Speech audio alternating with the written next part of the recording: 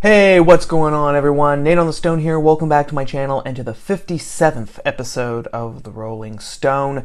The numbers just keep climbing higher and higher, which is what we really like around here. That was the goal from the beginning, one of the goals.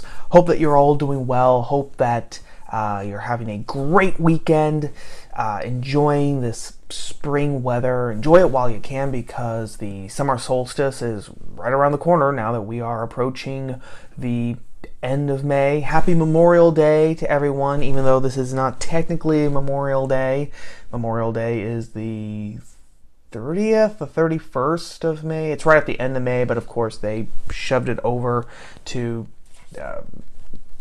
this week, the last Monday of May, so that everyone could have a 3-day weekend, which really doesn't matter this year, does it? Because people who are essential workers, quote unquote, probably will not be getting the day off, and the rest of us right now probably still don't have jobs to go to. But even in spite of all that, happy Memorial Day to everyone. Really remember, for whatever we're going through right now, there are always people who have gone through much worse and who have done much more than you and me in like dying right for our country, dying for our nation, for our people, which is the ultimate sacrifice, one of the ultimate sacrifices that somebody can make. So you guys already know that, so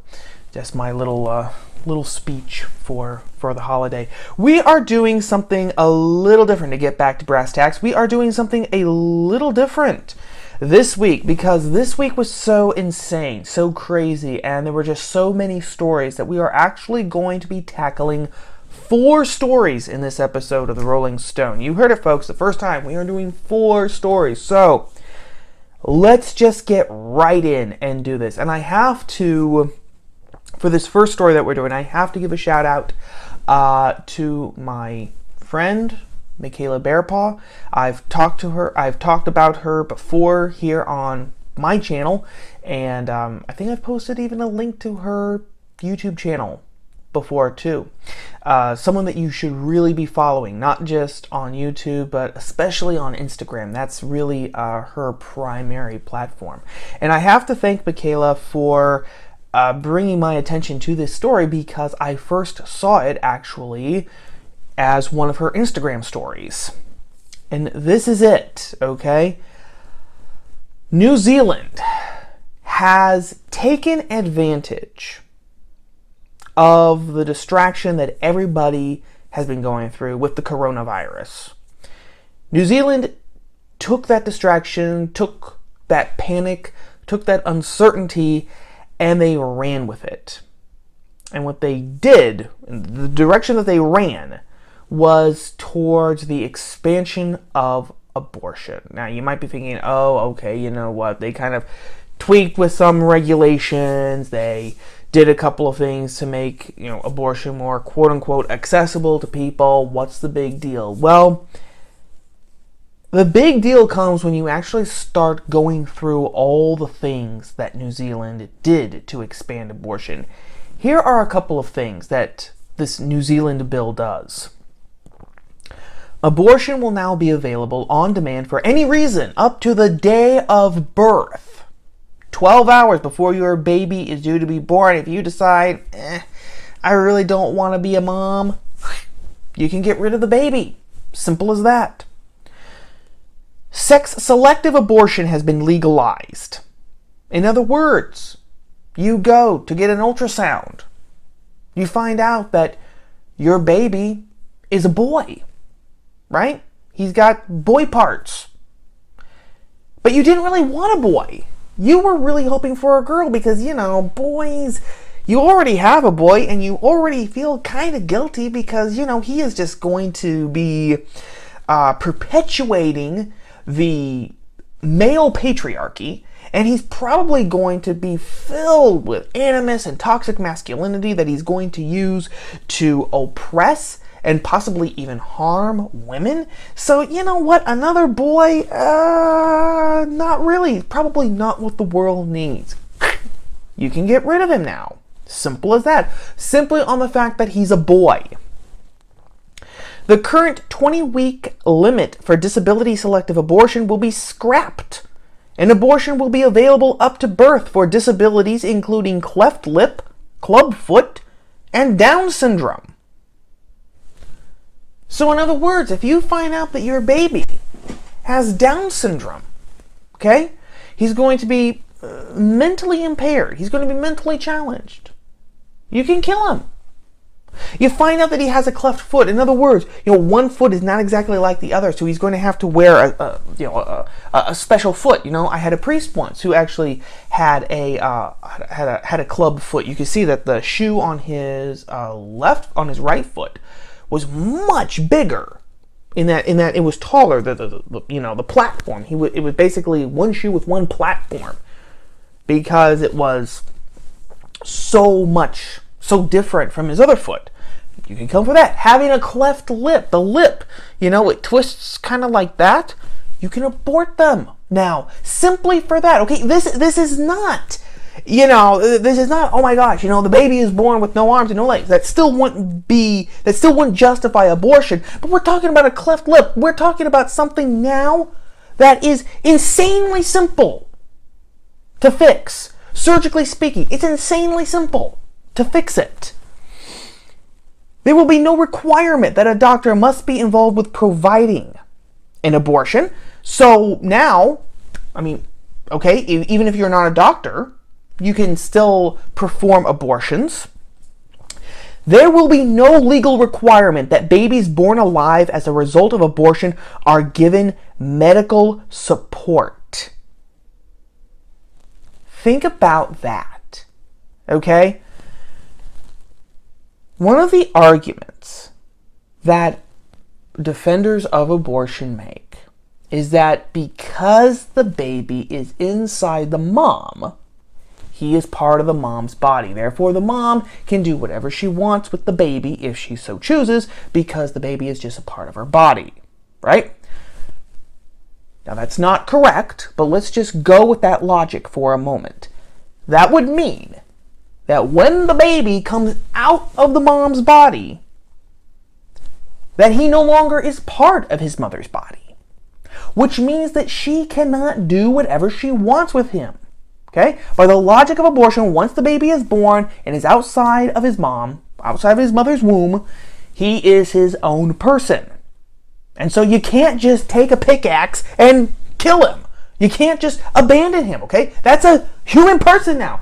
Abortion advocates used to make a big deal about this. Oh, sure. It's just before the baby is born. That's when he's not a person. After he's born is when he becomes a person. Now, that does not make any sense because that means that our personhood depends on where we are geographically, okay? But let's forget about that. Now we are saying that even if a baby is outside of his mother, and is alive, but because he didn't have the decency to die when he was supposed to die because someone was trying to kill him, that baby can basically be abandoned. There's no other word for it. That baby can be abandoned, left to die.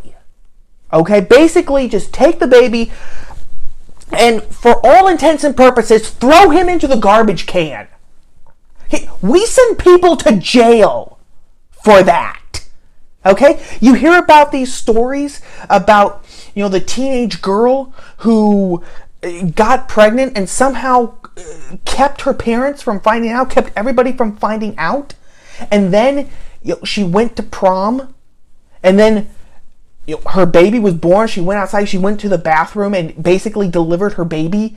And then she cleaned herself up, wrapped the baby up, went outside, threw the baby into the trash, and then went back to the prom, to the dance. There are tons of stories like that. Well, not tons maybe, but there are several stories like that. And every time you read a story like that, you think, how can someone be such a heartless monster? How could anyone, just in general, on general principles, be a heartless monster? You find a baby, a newborn baby, the most helpless, the most innocent thing that you can find on this blessed earth, on this damn earth, and your initial reaction is just to chuck it away?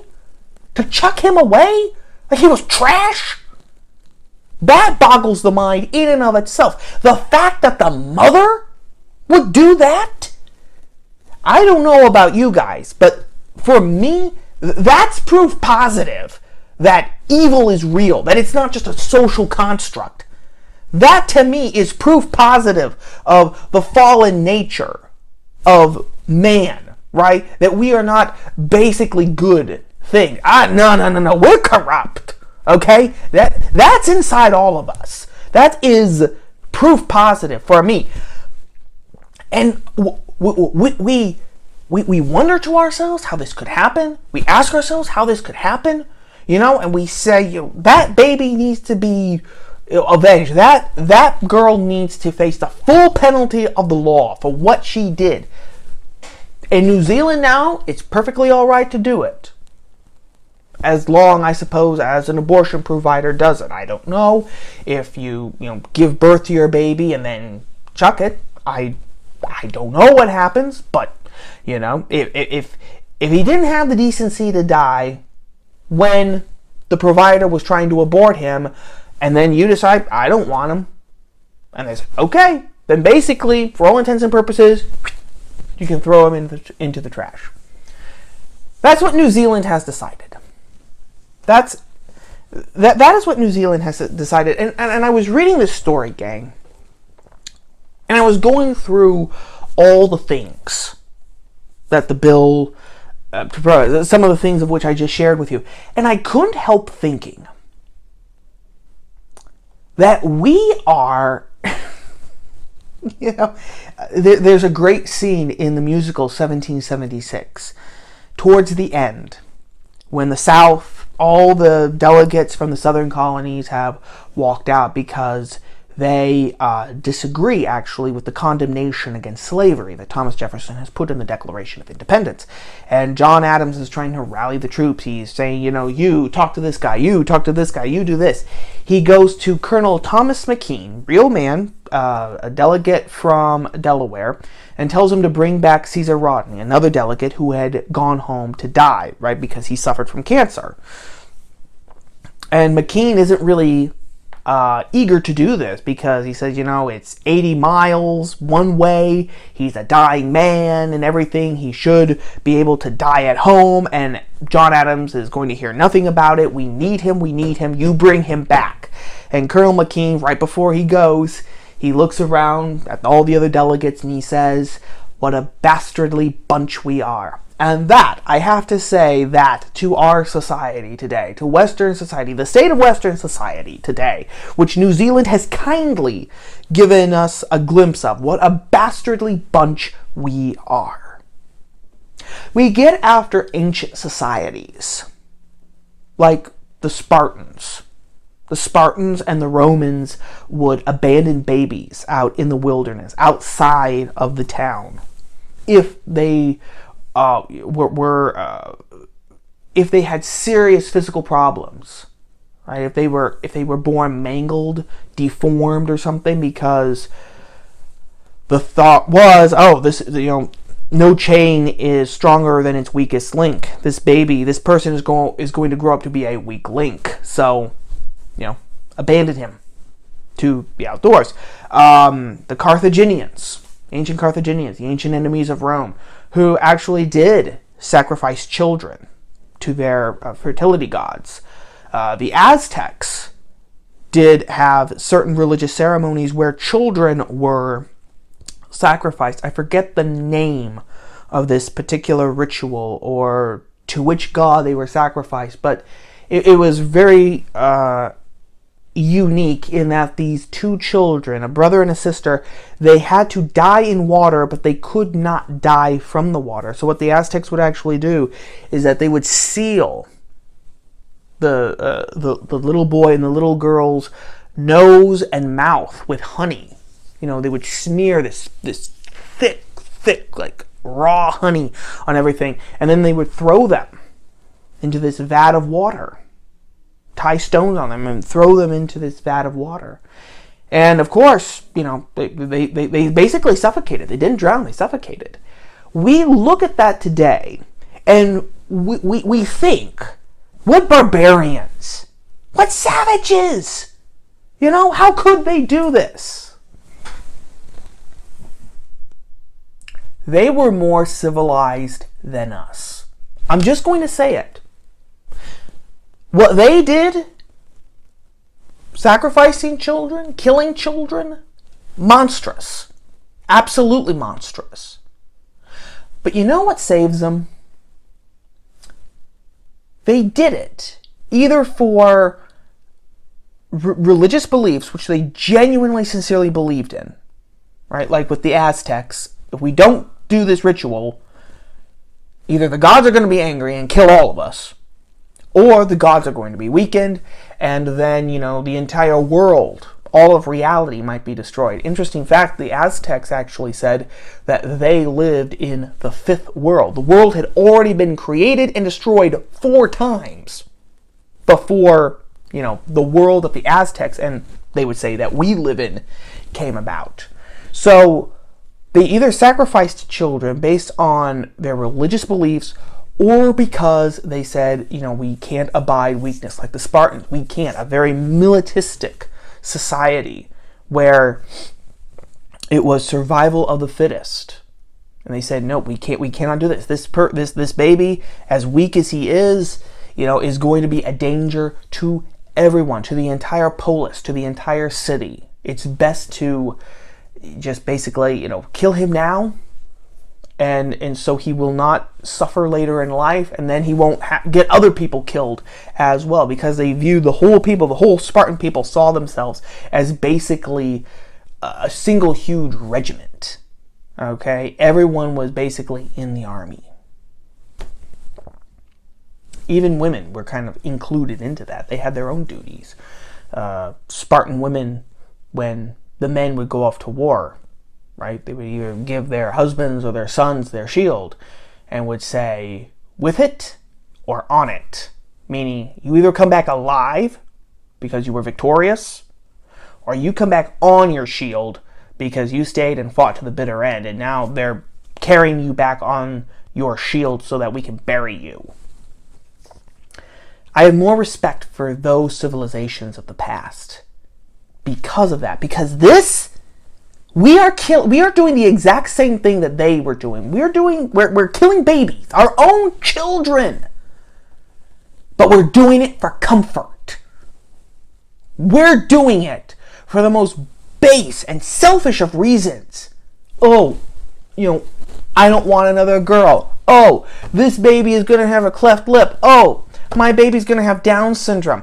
I didn't sign up for that. I don't want the extra work and responsibility and time and effort that's going to take. It's easier just to kill him now. And then maybe I'll try again later. That is what makes our time and our civilization worse than the Carthaginians or the Spartans or the Aztecs. And I'll be quite honest with you, gang. This sort of thing, it spreads. It spreads.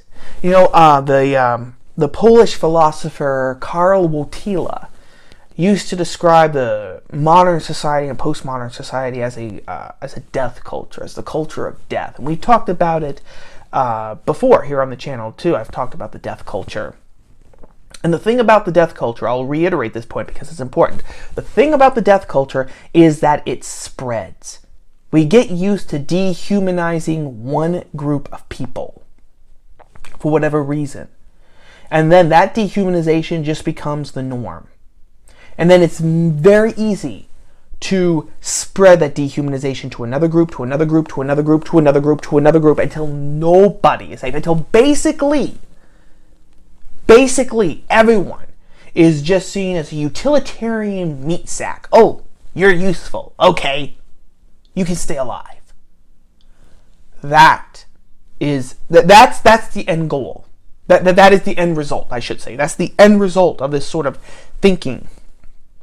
And you honestly have to ask yourself, when a society doesn't even protect its own children, the most helpless of its members, for having a cleft foot, for having a club foot or a cleft lip. I mean, again, simple things.